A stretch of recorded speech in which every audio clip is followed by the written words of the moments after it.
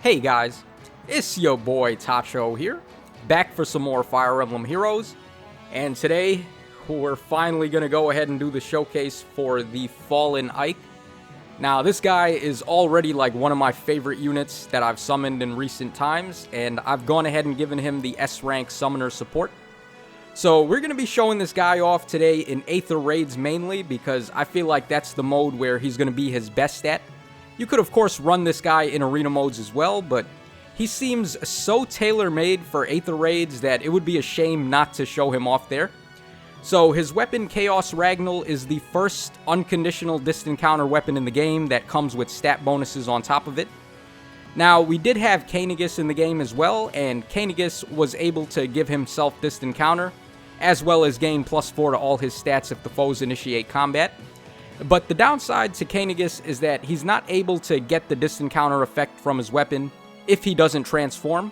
So if you're running units on the team that are not beast or dragon type allies, then there is a chance that Kainigus may be unable to transform and lose out on that distant counter effect. So Ike doesn't care, you can use whatever you want on the team and it doesn't bother him at all. And another nice thing about the stat bonuses this guy gains is that they come from any active penalties that he may have. So, of course, in Aether Raids, people like to run stuff like the Panic Manor, or the Dark Shrine, or the Bright Shrine, and stuff like that. So, this Ike is just going to give the middle finger to all of those structures and flip all of the penalties into bonuses for himself. So, it's a very powerful weapon, one of the best in the game for sure. And, of course, this Ike ties with Marita for the highest base speed ever. So, you give him Repel, and he's pretty much always going to see the full 40% damage reduction. Now, for the Sacred Seal, you might be thinking, oh, why are you running Quick Repost as the Seal? This guy, he's really fast, and he's going to be able to double attack basically anybody. And yeah, that is true. He is going to naturally get double attacks on everybody because he is tied for the fastest speed. But when you play him in Aether Raids, a lot of people like to run units that can negate your follow-up attack, like for example, Eliwood and Pan, and there's also stuff like Sturdy Impact and Mirror Impact as well that may be able to negate this Ike's follow-up attack, and it's very important that this guy hits twice in a row, because he has the Breath effect and he's got Mayhem Aether, so on his second counter attack, he will be using his special attack pretty much, and you want to make sure that he's always pulling that off. So that's why I feel like Quick Repost is actually pretty clutch on this guy. So we're going to go ahead and show him off in Aether Raids now, and we're going to do a couple of fights against the people that are on my friends list. So let's just check out this bad boy in action. Alright, so we're just going to start things off by fighting the first guy on my friends list, and that is Ukes. So shoutouts to him, he actually showed up to the live stream I did yesterday. Okay, so he's got Sothis, Brave Ike at +10, Flora at +6, Eliwood at +10, Yune at +2, and Nils at +1. So it's a pretty wailed out team for the most part with tons of merges on these units. Now, normally Eliwood would be a problem and I wouldn't be able to bait him like this, but because I have Quick Repost like I mentioned earlier, we're going to be able to actually double attack this guy even though he's supposed to negate my follow-up attack. So right there we see Quick Repost already coming in clutch. Alright, so I'm going to break that crag in front of Flora, and we're going to go in for the attack here. And now we should be good to just bait the rest of his units with Ike, so I'm going to move my other units down so they're out of range. Alright, so here comes Yune doing absolutely nothing to this Fallen Ike here. And we're also going to get the Bolt Tower to activate on this turn, so we can go in and get the one-shot on Brave Ike there. And, I mean, at this point, I would have liked to break the Aether Pots in this fight, but, I mean, Ike is just so unstoppable, he's going to bait and finish off these other two units here. So, not really much we can do. Ike is so good that he finishes the fight so fast we can't even break the pots. But, I mean, that's just how things go sometimes, and with Aether, we can just power through that Nils despite color disadvantage. Alright, so next fight over here, this guy's got Yune. He's got a +10 Krania, pretty cool. He's got Sothis, Leon, and the Dancing Ishtar, and a Kainigus at +3. So he has his Kainigus set up in the corner over there with a whole bunch of structures in the way, so in order to get to that Kanegas, you got to go through the rest of his units first. And, I mean, that's not going to be a problem at all for this Fallen Ike. I mean, he has absolutely no blue units for offense here, so we're not going to have any trouble at all. We're just going to power through everybody.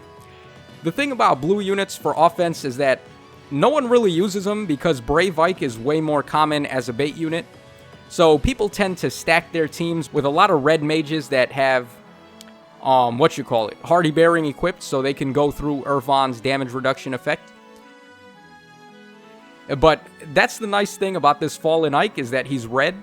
So not a lot of people are going to be using blue units to try and attack since, of course, Brave Ike has color advantage on that. And because Brave Ike is so meta, no one wants to try to mess with that guy with any blue units. Okay, so here comes Kanegas. We were able to break the pots, and, I mean, Kanegas is going to go down pretty easy here. Imagine if Kanegas and Ike actually fought. They kind of hinted that they wanted to fight each other at the end of Radiant Dawn, but of course that was the end of the game, so there was just no time for that to happen.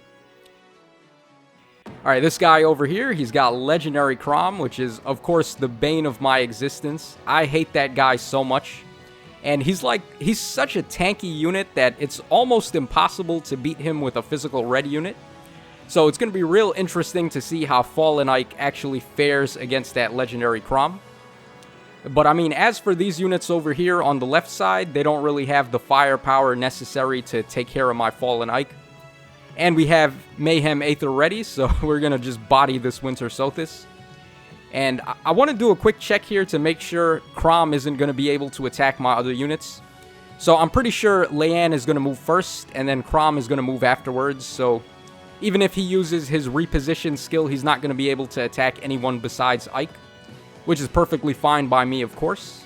And Crom's downside is that he's not very fast, so we're able to take advantage of that and get the maximum damage reduction from Repel on this Fallen Ike.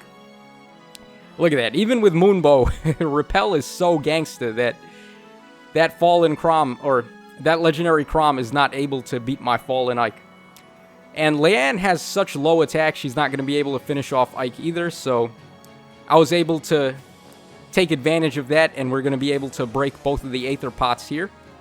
So overall, perfect fight. Ike didn't come out of that unscathed, though, because Legendary Crom is pretty annoying for the most part. Oh, okay, so next guy over here, this guy's got a Flyer Ball defense team. You don't really see the Flyer Ball set up too often, and he's running a whole bunch of blue units here, interestingly enough. Normally, you wouldn't want to do that with a Flyer Ball, because, like I said before, Brave Ike is so common that people tend to go for offensive red units instead of offensive blue ones. But, I mean, this is actually good for the sake of this showcase, because we're going to be able to see how well Ike is going to perform when a lot of the units have color type advantage on him. So for there, I waited a couple of turns so we'd get the Bolt Trap to activate. Or the Bolt Tower, my bad. And now we're just going to go to town by baiting all of these guys pretty much. And if Ike is able to bait and kill an Est, then we're doing alright, I think. Because Est is one of the strongest player phase blue flying units in the game. Alright, so these guys over here aren't going to be much of a threat. We're going to try to break both of the Aether pots in this fight as well, so I'm just going to move Ike down a little bit so he's not in range of Naysala. So that way we'll have enough time to break the rest of the Aether pots. There's only one left on the right-hand corner. And look at this, man. Ike is just completely tanking everybody here. You have to be like a supremely offensive unit if you're going to want to try to take down Ike on the player phase.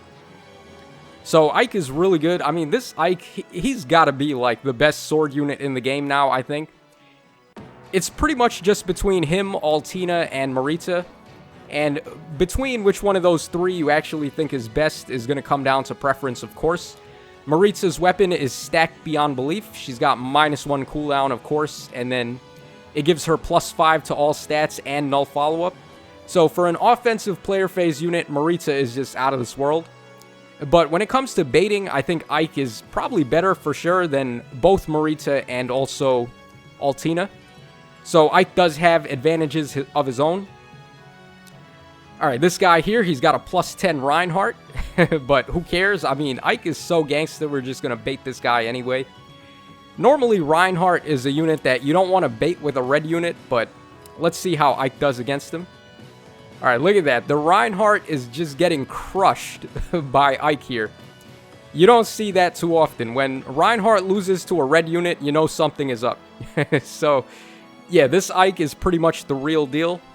Do not be fooled. I have no merges on my Ike, and I'm running the base kit here pretty much. And we're still just going to town here and wrecking shop on all of these pretty decent defense teams, I would say. I don't think we fought any particularly weak defense teams here. They all seem pretty competent in how they've been set up. Alright, so we're going to get the finish on Azura here. We're going to leave Peony alive, and then I'm going to be able to break the pots. Alright, just barely Eliwood is able to survive this hit. I didn't think he was going to take that much damage, but I mean, it is what it is. Doesn't really matter. We just need to get one hit on Peony here to finish her off. Alright, so far so good. We're just going to do one final fight now, and that's going to wrap us up for today. So, I hope you guys are enjoying the showcase. I mean, I was pretty impressed, to be honest, with how well this Ike actually was able to perform. The only thing I did was give him summoner support pretty much and give him a sacred seal. So that's something that anyone is able to do. As long as you pull a copy of this Ike, he's just going to completely dominate pretty much. So really good unit. For sure, like one of the best gacha exclusives. And if you want to try to go for the +10 on this Ike as well, like if you've been hoarding orbs or if he's one of your favorites, then it's totally going to work out. Because this guy, he is worth it for sure. Definitely going for the +10 is not a bad call on this guy.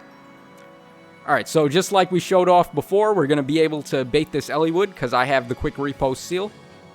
That's such a good call on this Ike. I mean, if you're going to play him in Aether Raids, I think quick repost is probably the way to go for sure, because just being able to double attack units like Eliwood and Pan, and then the units that have Sturdy and Mirror Impact, is just such a huge deal for this guy. Okay, so we actually have a whole bunch of debuffs on him now, and of course Chaos Ragnall enjoys having debuffs, so we're going to get a whole bunch of stat bonuses on the next turn. Alright, so here comes another Legendary Crom, just completely getting bodied by a red unit. The amount of physical red units that can actually beat that Crom is like, probably just Ike, to be honest. I don't think there's too many other physical red units that can deal with that Crom. So it's pretty incredible that he's able to just beat him. And all that's left on this guy's team now is an Azura with no weapon equipped. So we're free to just break these Aether Pots at our own leisure.